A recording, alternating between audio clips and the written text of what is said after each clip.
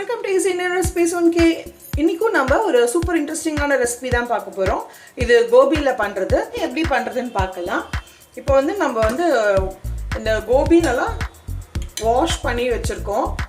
இங்க வந்து நம்ம ட்ரிங்கிங் வாட்டர் இதுல வந்து வச்சிருக்கோம். இதுல நம்ம கோபியை ஒரு 5 to 10 minutes குக் பண்ணி எடுக்க போறோம். இதுக்கு கொஞ்சம் salt சேர்த்துக்கலாம் இந்த ஜலத்துல. மஞ்சள் பொடி சேர்த்துக்கலாம்.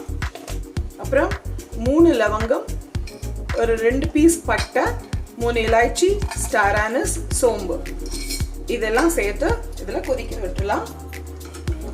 இப்போ இந்த ஜலம் நம்ம இந்த மசாலாஸ் போட்டு இந்த மஞ்சள் பொடி போட்டு உப்பு ஜலம் வந்து நல்லா கொதிக்க ஆரம்பிச்சாச்சு. இதில் இந்த வாஷ் பண்ணி வச்சிருக்கிற இந்த கோபியை சேர்த்துடலாம்.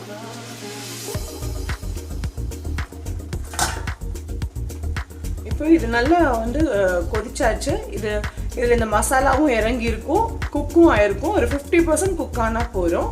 இப்போ ஒரு கடாயை நம்ம சுட வச்சுட்டு ஆயில் போட்டிருக்கேன். அதில் கொஞ்சமாக ஷாஹி ஜீரா, இதுலேயும் கொஞ்சமாக சோம்பு சேர்த்துக்கலாம். இதில் நல்ல பொடியாக நறுக்கின வெங்காயம் சேர்த்துக்கலாம். நான் வந்து 3 சின்ன சைஸ் வெங்காயம் சேர்த்துருக்கேன். இப்போ இந்த கிரேவிக்கு தேவையான சால்ட் சேர்த்துக்கலாம். நம்ம கோபி குக் பண்ணுறதேவும் நம்ம வந்து உப்பு சேர்த்துருக்கோம், அதனால கான்ஷியஸாக இருக்கணும் இல்லை. அதுக்கப்புறம் ஜிஞ்சர் கார்லிக் பேஸ்ட் சேர்த்துக்கலாம், மஞ்சள் பொடி சேர்த்துக்கலாம். இப்போ இதெல்லாம் நல்லா நம்ம வதக்கி எடுக்கணும். இந்த கேப்பில் ஒரு 5 தக்காளி, சின்ன சைஸ் தக்காளி, 5 தக்காளியோட பியூரி எடுத்து நம்ம ரெடி பண்ணி வச்சுக்கலாம். இது அதுக்குள்ளே குக் ஆகிட்டு இருக்கட்டும். இப்போது வெங்காயம் நல்லா வதங்கின்னு இருக்கு. இப்போது நம்ம எல்லா ட்ரை மசாலா சேர்த்துக்கலாம். கரம் மசாலா, கொஞ்சமாக அம்ச்சூர் பவுடர், தனியா பவுடர்,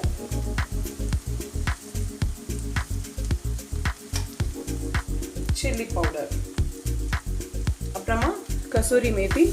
இதை நல்லா க்ரஷ் பண்ணி சேர்த்துக்கலாம்.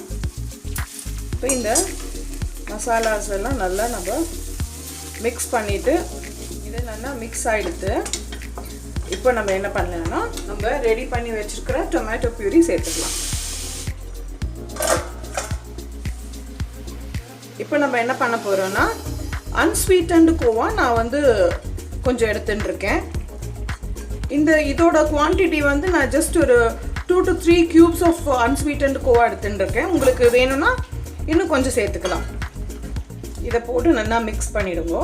இதை நான் வந்து கிரேட் பண்ணி எடுத்துட்டுருக்கேன், ஸோ தட் நமக்கு வந்து இந்த மிக்ஸ் ஆகிறது ஈஸியாக இருக்கும்.